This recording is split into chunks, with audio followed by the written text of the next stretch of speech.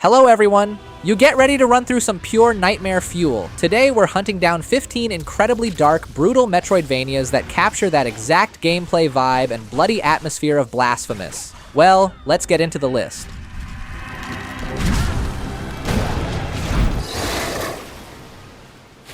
If you love Blasphemous and want another dark, spooky 2D game where you swing massive swords and get beaten up by bosses, you need to check the Tarnishing of Juxtia out.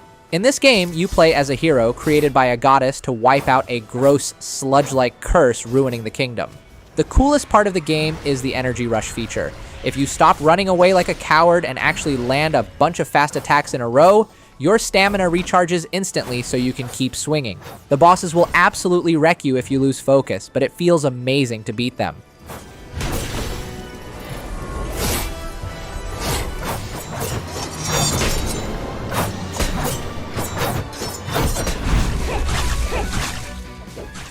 Elderand is a super bloody, monster-filled adventure that looks and plays just like Blasphemous, except it gives you way more toys to play with. Instead of being stuck with just one sword, you get to use whips, daggers, axes, and magic staves to build your perfect character. You will explore a dark pixel art world and fight over 60 types of creepy monsters, including a dozen giant bosses straight out of a horror movie. It is definitely a tough game, but it is fair enough that you won't throw your controller out the window in a rage.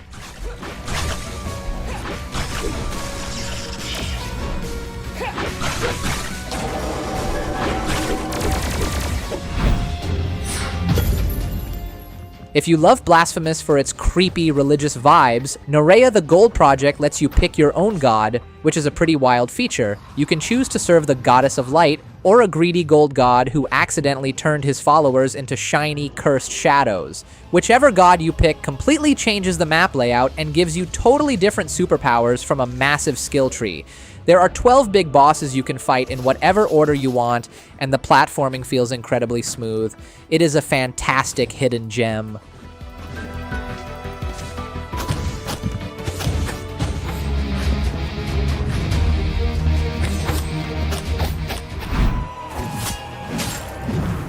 Unworthy takes the dark, bleak look of Blasphemous and does something absolutely crazy.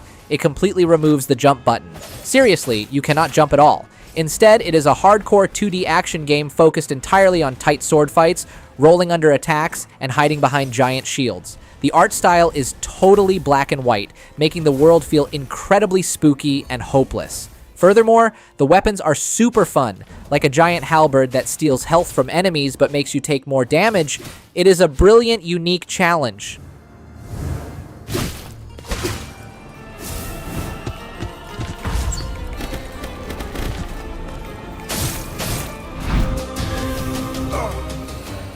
Imagine Blasphemous mixed with Dark Souls, except you are a literal skeleton. In Skelethrone, the Chronicles of Ericona, you play as a resurrected skeleton lord who woke up from the dead just to find out the world is completely ruined. To fix it, you get an absolutely ridiculous weapon stash that includes normal swords, giant scythes, and even actual pistols and rifles. You will explore foggy ruins and dusty tombs while fighting bosses that will gladly test your gaming skills and your patience. It is tough as nails, but it is time to show them who is the real bone boss.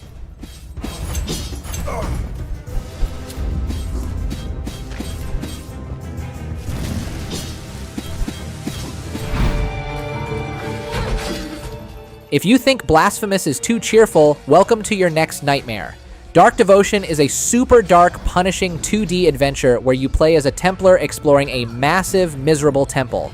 It has a heavy focus on religion, suffering, and constantly dying. The coolest twist is the disease and curse mechanic. If you get hit, you might catch a random plague that completely changes how you play. You have to constantly manage your faith points just to heal yourself. It is incredibly slow, tactical, and atmospheric. Definitely don't play this if you are already having a bad day.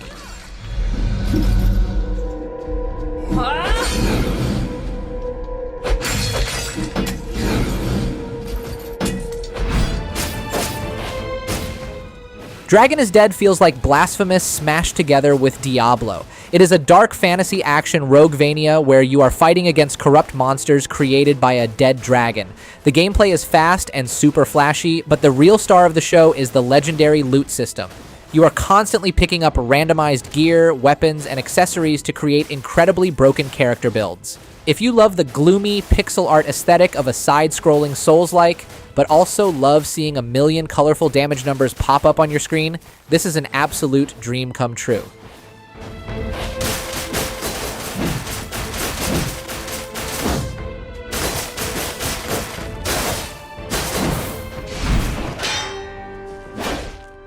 Crimson Capes is a beautiful, hand-drawn 2D game that captures that exact grim atmosphere and bloody swordplay of Blasphemous. You play as a warrior slicing your way through hordes of twisted mythical monsters. The combat relies heavily on perfect parries and quick dodges, so if your reflexes are as slow as Internet Explorer, you are going to see the death screen a lot. It has a super cool, distinct art style that looks like a dark comic book brought to life. It is tough, it is gory, and it is a fantastic indie gem for anyone who loves pixel-perfect sword fights.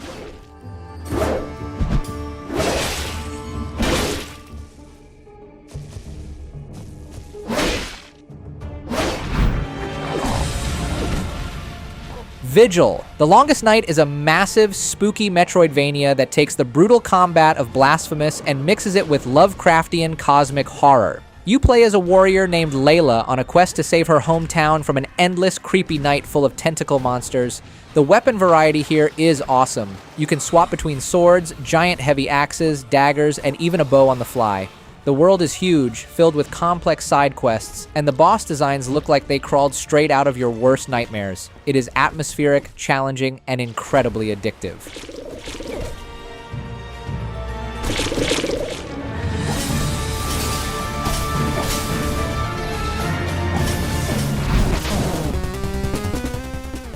Imagine if Blasphemous was made back in the 1980s for the NES, but with 10 times more cartoon blood. In INFERNAX, you play as a knight returning home from the Crusades only to find your homeland overrun by demons. It has a hilarious amount of pixelated gore.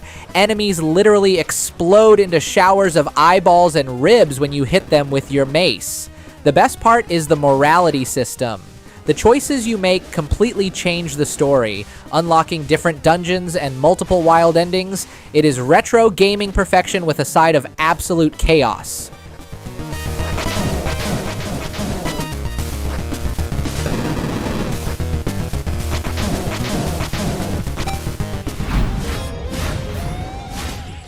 If you love the dark, depressing, and rainy vibe of Blasphemous, but wish it had a beautiful anime aesthetic, Ender Magnolia is a masterpiece. It is the direct sequel to Ender Lilies, and you play as an artificial human who can purify corrupted, rampaging monsters. Instead of fighting with a sword yourself, you summon these purified spirits to fight alongside you like a spectral bodyguard squad. The combat is super smooth, the music will literally make you cry, and the story is incredibly touching. It is a gorgeous, atmospheric adventure that you absolutely cannot skip.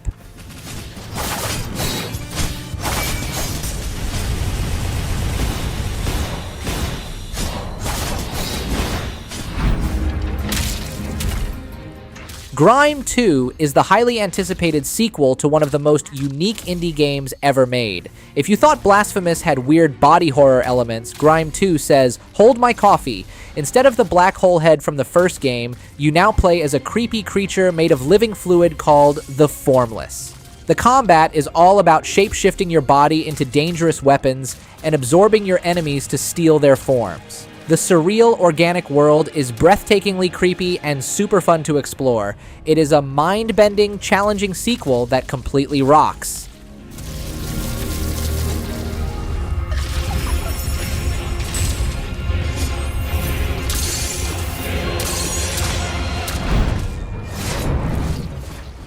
Moonscars is basically Blasphemous if it was painted entirely with dark, moody clay and ink. You play as a fierce Clayborn warrior named Grey Irma on a brutal quest to find her creator. The combat is lightning fast, incredibly gory, and heavily relies on parrying, dashing, and utilizing special witch powers. The coolest twist is the risk of losing your powerful combat buffs whenever you die, forcing you to play carefully instead of rushing into a room like a total maniac. It is dark, unforgiving, and deeply satisfying for anyone who loves a gritty, dark fantasy challenge.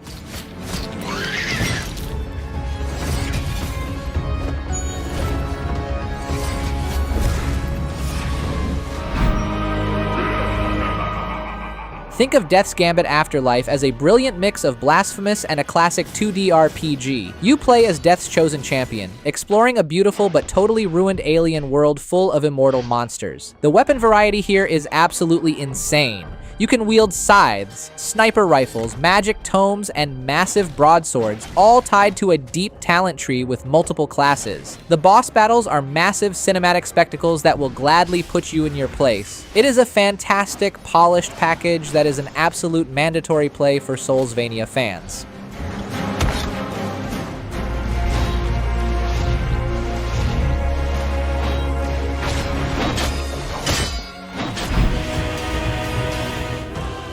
We have to give a quick shout out to this upcoming Metroidvania, because it is a literal love letter to Blasphemous. You play as a guardian imprisoned for centuries who breaks free to save a beautiful, decaying fantasy world. The game's absolute best feature is your magical sword. You can throw it into walls or straight into enemies and instantly teleport directly to its location.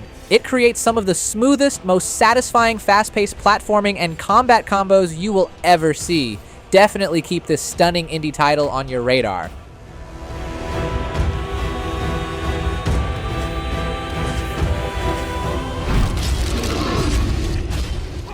Taking the #1 spot is the ultimate dream game for anyone who loves Blasphemous. The Last Faith is quite literally Blasphemous and Bloodborne having a highly violent, gothic baby.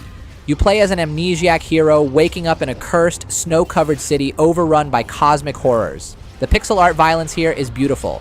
You get to slice through monsters with giant swords, freeze them with ancient magic, or blast them in the face with a shotgun. The atmosphere is wonderfully spooky, the map is huge, and it is the undisputed king of dark Metroidvania action, besides Blasphemous, of course. For your sins are laid bare.